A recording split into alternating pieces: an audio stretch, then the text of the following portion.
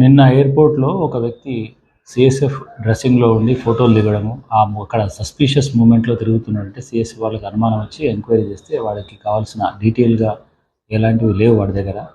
Enquiry చేస్తే తెలిసింది ఏంటంటే వాడి పేరు బాలకృష్ణ సమన్ అని, ఇంజనీరింగ్ కంప్లీట్ చేసిండు. ఎందు గురించి ఈ విధంగా చేస్తున్నామని తర్వాత మాకు అప్ప చెప్పిన తర్వాత మేము ఎంక్వైరీ చేస్తే వాడు చెప్పిన వర్షన్ ఏంటంటే వాడికి ఆల్రెడీ పెళ్ళయింది, ఒక బేబీ కూడా ఉంది.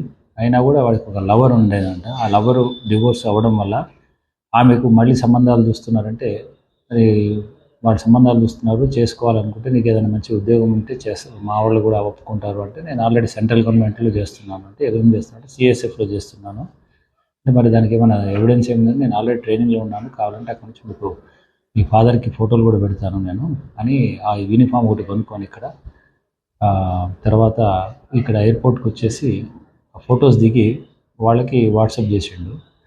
ఇదే విధంగా అతను చాలా మటుకు ఫేస్బుక్లో, ఇన్స్టాగ్రామ్లో ఈ మ్యాట్రిమోనీ వాళ్ళతో తన డీటెయిల్స్ పెడుతూ తన ఎంప్లాయీ ఇట్లా సెంట్రల్ గవర్నమెంట్ ఎంప్లాయీ అని చెప్పేసి వాళ్ళందరితో కూడా మాట్లాడుతున్నాడు. ఈ విధంగా ఫ్రాడ్ చేసి అమ్మాయిలను పెళ్లి చేసుకునే ఉద్దేశంతో ఈ డ్రెస్ వాడు అక్కడ యూజ్ చేసిండని చెప్పిండు.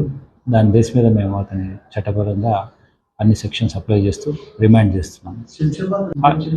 ఎస్ అంటే అక్కడ వాళ్ళు ఉండేది ఆంధ్ర కాబట్టి, ఆంధ్ర ఏరియా అంటే కాదు, నేను ఇక్కడ ట్రైన్ అక్కడ అప్రెంటిస్ చేస్తున్నా, ఇక్కడ ఈ మధ్య పోస్టింగ్ ఇక్కడ ఇచ్చిండ్రు అని ఇక్కడికి హైదరాబాద్లో ఉంటున్నట్టుగా చెప్పడానికి. అక్కడైతే వేరే వాళ్ళు గుర్తుపడతారు కదా, ఐడెంటిఫై చేస్తారు, ఉన్నాడా లేదని ఎంక్వైరీ చేసుకోవడానికి ఈజీగా ఉంటుంది.